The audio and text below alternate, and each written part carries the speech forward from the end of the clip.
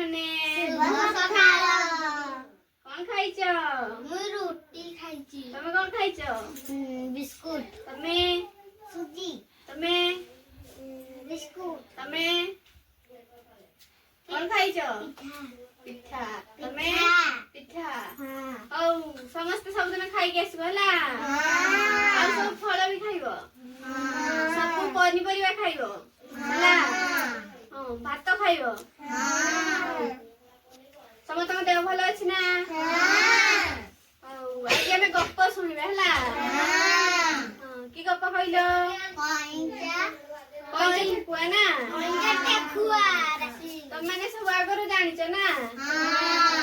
ମୁଁ କହିଦେବି ହେଲା ଆଉ ଟିକେ। ହଁ ହଉ ଶୁଣ। ଗୋଟେ ଜଙ୍ଗଲ ଥିଲା ହେଲା।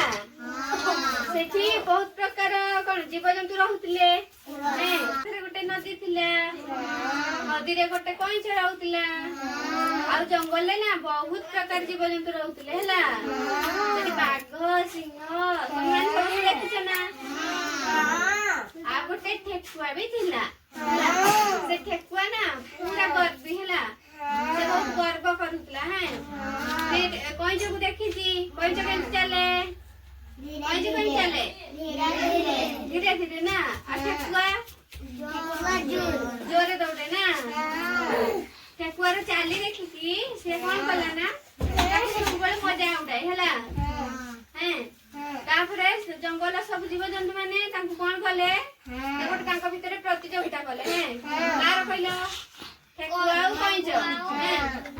ତାପରେ ସେମାନେ ଗୋଟେ ପାଖ ପଡିଆକୁ ନିର୍ଦ୍ଦିଷ୍ଟ ଜାଗାକୁ ଯାଇଥିଲେ।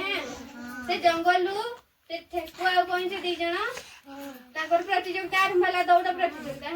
ତମମାନେ ଯେମିତି ଦୌଡ ନୁହଁ 1 2 3 କହିକି ସେମାନେ ସେମିତି ଦୌଡ଼ିଲେ ହେଲା। ତାପରେ କଣ ହେଲା ନା ଦୌଡ଼ିଲେ ସମସ୍ତେ ଠେକୁଆ କଇଁଛ। ଠେକୁଆ ଜୋରରେ ଦୌଡ଼ିକି ଆଗେଇ ଗଲା ହେଲା। କଇଁଛ ଧୀରେ ଧୀରେ ଆସିଲା ପଛକୁ। ଠେକୁଆ ଆଗେଇକି କଣ କଲା ନା ପଛପଟେ ବୁଲିକି ଦେଖିଲା। ବୁଲିକି ଦେଖିକି କଣ କଲା ଦେଖିଲା ଯେ ସେ କଇଁଛ ଧୀରେ ଧୀରେ ଆସୁଛି। ସେ ବହୁତ ପଛରେ ରହିଯାଇଛି ହେଲା। ସେ କଣ ଭାବିଲା କହିଲ? ହଉ ସେ କଣ ଭାବିଲା ନା ସେ ଭାବିଲା କଇଁଛ ତ ଏତେ ଧୀରେ ଧୀରେ ଆସୁଛି ମୋ ଠାରୁ ସେ ଆଗକୁ ଯାଇପାରିବ ନାହିଁ ହେଲା। ମୁଁ ଟିକେ ବିଶ୍ରାମ ନେଇଯାଏ ଭାବିକି ଶୋଇ ପଡିଲା ଗୋଟେ ଗଛ ମୂଳରେ ହେଲା। ଶୋଇ ପଡିଛି। କଇଁଛ ଧୀରେ ଧୀରେ ଆସିକି ସେ ଠେକୁଆ ପାଖରୁ ଆଗକୁ ପଳେଇଲା ହେଲା। ଆଉ ଲକ୍ଷ୍ୟ ସ୍ଥଳରେ ସେ ଯାଇକି ପହଞ୍ଚିଗଲା। ଠେକୁଆ ଉଠିକି ଦେଖିଲା ବେଳକୁ କଇଁଛ ତା ପାଖରୁ ବହୁତ ଆଗକୁ ପଳେଇଛି ହେଲା। ଠେକୁଆ କଣ କଲା ଦୌଡ଼ି ଦୌଡ଼ି ଯାଇକି ସେ ପଡିଆ ପାଖରେ ପହଞ୍ଚିଲା ବେଳକୁ ଦେଖିଲା ଯେ କଇଁଛ ପ୍ରତିଯୋଗିତା ଜିତି ଯାଇଛି। ତାପରେ କଣ ହେଲା କହିଲ? କଣ ହେଲା? ଠେକୁଆର ଗର୍ବ ଭାଙ୍ଗିଲା ନା। ସେ ଭାବୁଥିଲା ମୁଁ ସବୁଠୁ ଅଧିକ ଦୌଡ଼ି ପାରେ କିନ୍ତୁ ସେ ହାରିଗଲା। ତମମାନେ ସେମିତି କଇଁଛ ପରି ହେବ ହେଲା। ଯୋଉ କାମ କରିବ ମନ ଦେଇକି କାମ କରିବ।